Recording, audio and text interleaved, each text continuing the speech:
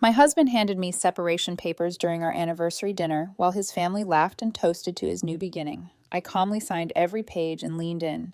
You just ended the only stability you ever had. 6 weeks later, he showed up at my door, shaking. I'm 36, and I thought I understood how marriage worked. You fight, you compromise, you build something together, even when it's hard. I'd been with my husband for 8 years, married for 5.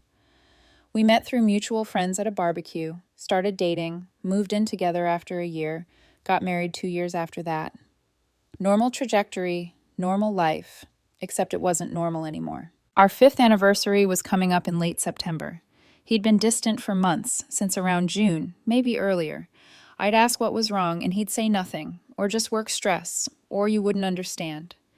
I tried to give him space, tried to be supportive, tried to plan things he'd enjoy. Nothing worked. 2 weeks before our anniversary, he suddenly got enthusiastic about celebrating. He said he wanted to do a big dinner at this upscale restaurant downtown, said he wanted his parents and his sister there. I thought it was weird to include family on an anniversary, but he insisted it would be meaningful. I figured maybe he was trying to reconnect, make things special again. So I agreed. The night arrived. I wore the dress he'd always said he loved on me, got him flowers, white roses, his favorite, met everyone at the restaurant at 7. His parents were already there, his sister too, with her smug wife who'd never liked me. They were all dressed up, drinks already ordered, laughing about something when I walked in. I sat down. Sorry, I'm a few minutes late. Traffic was bad.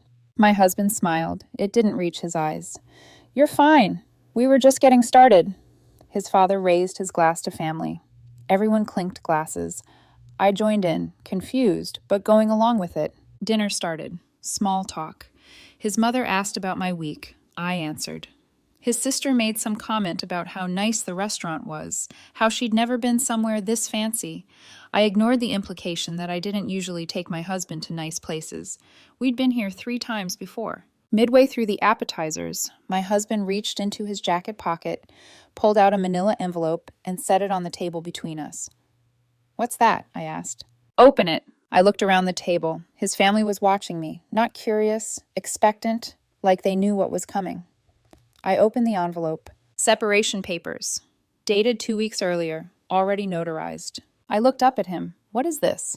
I think it's pretty clear. You're serving me separation papers at our anniversary dinner? I wanted to do it somewhere public, somewhere you couldn't make a scene. His sister laughed. Actually laughed. Oh my God, her face. I stared at the papers, read through the first page. It outlined a separation agreement, division of assets. He wanted the apartment, wanted the car we'd bought together last year, wanted half my savings. You've been planning this, I said. For a while? Yeah. And you brought your family to watch? His mother chimed in. We're here to support him. This is a big step. A big step? I said. We're married. Not for much longer, his sister said, smirking. My husband leaned forward. Look, I'm not happy. I haven't been happy for a long time. You're fine. You're stable. But I don't want fine anymore. I want more. More what? More life, more excitement, more everything. His father raised his glass again. 2 new beginnings. They all clinked glasses and toasted while I sat there holding papers that would end my marriage. Something shifted inside me. Not anger, not sadness, just clarity. I pulled out a pen, signed every page, didn't read the details, didn't negotiate, just signed. My husband looked shocked. You're not going to fight this? No. Why not? I leaned in close, kept my voice calm. Because you just ended the only stability you ever had. I stood up, dropped the signed papers on the table, looked at his family. Enjoy your celebration. I walked out, left the flowers on the table, drove home in silence. The drive back to the apartment felt surreal. The city lights blurred past my windows. I kept replaying the scene in my head, his smug expression, his sister's laughter, his father's toast. They'd choreographed the whole thing, planned it like some twisted family event, and I'd walked right into it. When I got home, I didn't turn on the lights. I just sat in the dark living room for an hour, thinking, processing. The apartment felt different already, like it knew something had shifted. I looked around at all the things we'd accumulated together. The couch we'd argued about buying, the coffee table he'd found at a flea market, the framed photos on the wall, our wedding, vacations, birthday parties. All of it suddenly felt like evidence of a life that had just ended. Around midnight, I got up and started taking down the photos. Not angrily, not emotionally, just methodically removing them from the walls and stacking them face down on the dining table. I wasn't ready to throw them away, but I couldn't look at them either. My phone buzzed, a text from his sister. "Can't believe you just walked out. So dramatic." I blocked her number without responding. Another text came through, this time from his mother. "We expected better from you. He deserved a proper conversation." I blocked her too. Then one from my husband. "We need to talk about logistics." I stared at that one for a long time before responding. "Have your lawyer contact me." He tried calling. I declined. He called again. I declined again. He sent another text. "You're being childish." I turned off my phone and went to bed. Update 1. The next morning, I called a lawyer, a good one, explained what happened. She looked over the separation papers he'd had me sign. "Did you read these before signing?" "No." "You should have. He's asking for things he's not entitled to. The apartment is in your name. The car is in your name. Your savings are separate accounts." "Can I contest it?" "You already signed, but we can respond with our own terms. He can't force you to give him things you legally own." I filed a counter motion that week, offered a clean split. He takes what's his. I keep what's mine. No apartment, no car, no savings. He could have the furniture we'd bought together and his personal belongings. That was it. He called me 2 days later. "What the hell is this?" "A fair separation." "You signed my papers, and now you're changing the terms?" "I'm clarifying them. You're not taking things you don't own. We bought those things together." "No," I said. "I bought them. You live in an apartment I rent. You drive a car I financed. You're not entitled to them." "You're being petty." "I'm being accurate." He hung up. His sister texted me that night. "You're a piece of—" I blocked her number. The following week was strange. I went to work, came home, made dinner, watched TV. Normal routine, but everything felt hollow. I'd catch myself about to tell him something funny that happened during the day, then remember he wasn't there. I'd make too much food out of habit, then stare at the leftovers. Friends started reaching out. Word had spread somehow. They wanted to know if I was okay, if I needed anything. I appreciated it, but I didn't want to talk about it. Didn't want to rehash the details or accept their sympathy. I just wanted to move forward. My lawyer called me the following Friday. He wants to negotiate, says the terms you offered are unreasonable. They're the only terms I'm offering. He's claiming he contributed financially to the household and deserves compensation. He worked part-time and paid for groceries occasionally. I covered rent, utilities, car payments, insurance, and everything else. That's what I told her. They're pushing back anyway. Let them push. I'm not changing the terms. 2 weeks went by. My lawyer kept me updated on the back and forth. He was getting desperate. His lawyer tried every angle: emotional distress, implied agreements, common law considerations. Nothing stuck. Meanwhile, I started noticing changes in myself. I was sleeping better, eating better. The constant low-level anxiety I'd been carrying for months was gone. I realized I'd been walking on eggshells for so long that I'd forgotten what it felt like to just exist without worrying about someone else's mood. Update 2. 3 weeks passed. My lawyer handled all communication. He wanted to negotiate, wanted to talk things through. I declined. There was nothing to talk through. He'd made his decision public, humiliated me in front of his family, treated our marriage like a joke. I started packing up his things. Boxes of clothes, books, pictures, stuff he'd accumulated over 8 years. I was methodical about it. Didn't throw anything away, didn't damage anything, just packed it neatly and stacked the boxes in the second bedroom. Going through his belongings was therapeutic in a weird way. Each item told a story. The sweater I'd bought him for his birthday 3 years ago. The books he'd never finished reading. The watch I'd given him for our anniversary. I packed it all carefully, but I felt nothing. No nostalgia, no regret. Just the mechanical action of sorting and boxing. 4 weeks in, he showed up unannounced. Knocked on the door around 8 on a Tuesday night. I opened it. "What do you want?" "Can I come in?" "No. I just want to talk." "We have lawyers for that." 5 minutes. I stepped outside and closed the door behind me. Talk. He looked tired. Hair pulled back, no makeup, sweatpants, and an old jacket I recognized from years ago. "I think I made a mistake," he said. "Okay. I shouldn't have done it like that. At the restaurant. With my family." "You're right. You shouldn't have." I was angry. I felt trapped. I didn't know how else to do it. "So you humiliated me instead." "I'm sorry." "Too late."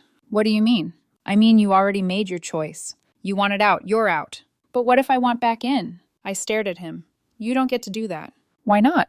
Because you didn't just leave me. You made it a spectacle. You turned our marriage into entertainment for your family. You don't come back from that. People make mistakes. Yeah, and people live with consequences. He started crying. Please, I don't have anywhere to go. That's not my problem. I'm staying with my sister and she's driving me crazy. Her wife keeps making comments. My parents won't stop asking when I'm getting my own place. Then get your own place. I can't afford it. You know I can't. You should have thought about that before signing separation papers. I thought you'd give me the apartment. Why would I do that? Because we were together. Because you loved me. I did love you, I said, past tense. He wiped his eyes. You really don't care anymore. I care that you embarrassed me.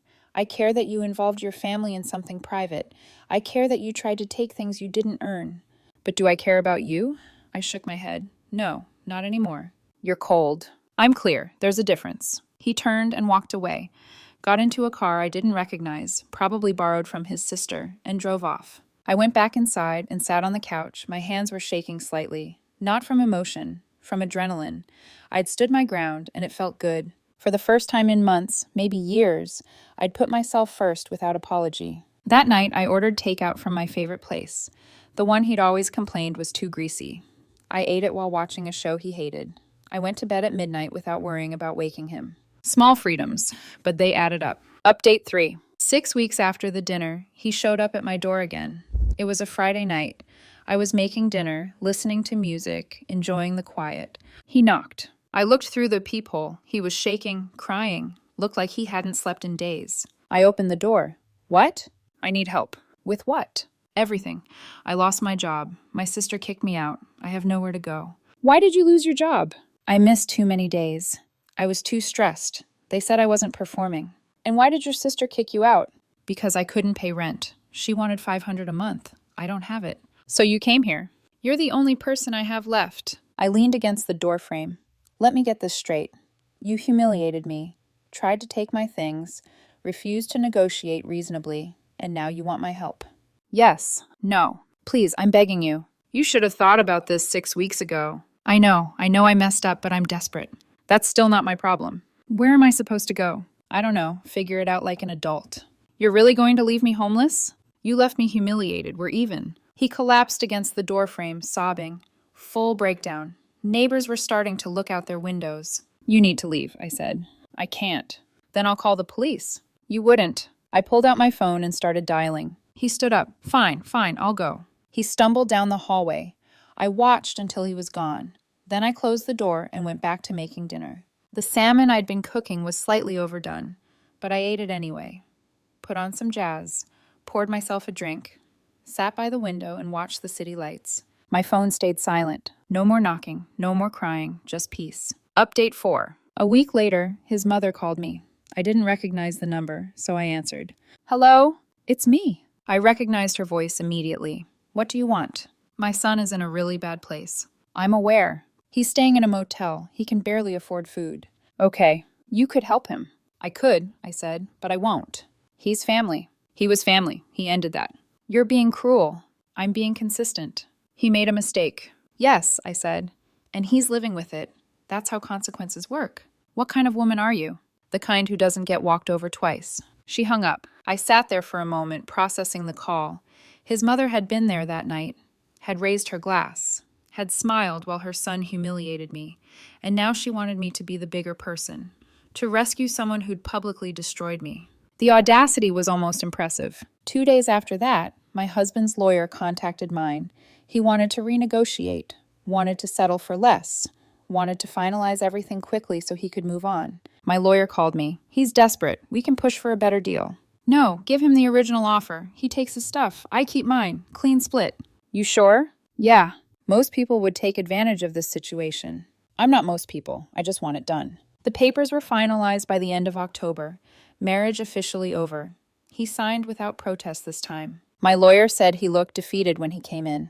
Signed everything in under 10 minutes. Left without saying a word. The day the divorce became official, I felt nothing. No relief, no sadness, just a quiet acknowledgement that a chapter had closed. I went to work, had lunch with a colleague, came home and made dinner. Life continued. I started redecorating the apartment. New paint in the living room, a color I'd always wanted but he'd vetoed. New furniture for the bedroom. I threw out the old couch and bought one I actually liked. Slowly, the space became mine. Not ours, mine. Friends invited me out more. I started saying yes. Went to dinners, bars, weekend trips. Reconnected with people I'd drifted away from during the marriage. One friend told me, "You seem lighter, like you're actually here now." I realized she was right. I'd been going through the motions for years, and now I was actually living. I joined a gym, started running again, lost 15 pounds I'd been carrying since the wedding, bought new clothes, got a haircut I liked. Small changes, but they added up. I looked in the mirror one morning and barely recognized myself, not because I looked different, but because I looked present, engaged, alive. Update 5. 3 months after the anniversary dinner, I ran into his sister at a coffee shop. Pure coincidence. I was picking up my usual order when I saw her in line behind me. She looked uncomfortable. "Hey," she said. "Hey," I replied, not stopping. "Can we talk for a second?" "Not really interested. It's about him." I turned around. "What about him?" "He's not doing well. I thought you should know." "Why would I need to know that?" "Because you were married. Because you spent 8 years together. And he ended it publicly. Cruelly." "So whatever he's going through isn't my concern." She looked down. "I know what we did was wrong. That dinner, having everyone there. It was his idea, but we went along with it. We thought it was, I don't know, we thought it was what he needed." "And now?" "Now I see we were wrong. He's miserable. He's living with our parents, working retail, can barely pay his phone bill. He cries every night." "That's unfortunate. You really don't care." "I cared for 8 years. I tried to make him happy, built a life with him, and he threw it away for entertainment. So no, I don't care anymore." "He wants to apologize, to really talk to you." "I don't want to hear it." "You're not even curious about why he did it?" "No." "How can you just turn it off like that?" "Because he showed me exactly who he was, and I believed him." I grabbed my coffee and left. She called after me, but I didn't turn around. I had nothing else to say. That evening, my phone buzzed. A text from an unknown number. "This is him. Please just give me 5 minutes. I need to explain." I deleted it, blocked the number. Made dinner, watched a movie, went to bed. Final update. It's been 3 months since that anniversary dinner. The divorce is final. I kept the apartment, the car, my savings. He got his belongings and nothing else. I heard through a mutual friend that he's living with his parents now, working part-time at a retail store, trying to get back on his feet. His family apparently stopped finding the situation funny once they realized he'd actually destroyed his life. His sister got divorced recently too. Karma has a sense of humor. His parents don't talk to him much anymore. They're embarrassed by how everything turned out. The mutual friend told me he asks about me sometimes, wants to know if I'm seeing anyone, if I'm happy, if I ever think about him. I told the friend to stop telling me these things. I don't care about his curiosity. I don't care about his regrets. I'm doing fine, better than fine, actually. I started going to the gym again, reconnected with old friends, traveled a bit, took a trip out west, something I'd always wanted to do, but he'd never been interested in. I hiked through canyons, camped under stars, ate at diners along empty highways. I'm not dating yet, don't feel ready, but I'm not afraid of it either. I'm rediscovering who I am without someone constantly telling me I'm not enough. Someone asked me last week if I felt bad about how things turned out for him. "No," I said, "not even a little." He made a performance out of ending our marriage. He laughed while his family mocked me. He tried to take things he didn't earn, and then he came back when he realized he couldn't handle the consequences. Why would I feel bad? Because he's struggling. So was I when he humiliated me. The difference is I didn't go running back to him. That's harsh. That's honest. I'm 36. I've got my own place, my own life, my own peace. He's got his parents' couch and whatever lessons he's willing to learn from this. Some people never figure out that stability isn't boring. It's valuable. That reliability isn't a flaw. It's rare. And that embarrassing your partner for laughs comes with a price you might not be able to afford. I definitely made the right choice. Edit 1. A lot of people are asking if I ever found out why he really wanted the separation. Honestly, I don't care. Whether it was another person, some midlife crisis, or just him being unhappy, it doesn't matter. He handled it in the worst way possible, and that's all I need to know. Edit 2. For those saying I should have fought harder or tried counseling, we did counseling 8 months before this happened. He stopped going after 3 sessions, said it was pointless. I kept going by myself for 2 more months. I tried. Edit 3. Someone asked if his family ever apologized. No, not once. They enabled his behavior, and now they're dealing with the fallout. They made their bed too.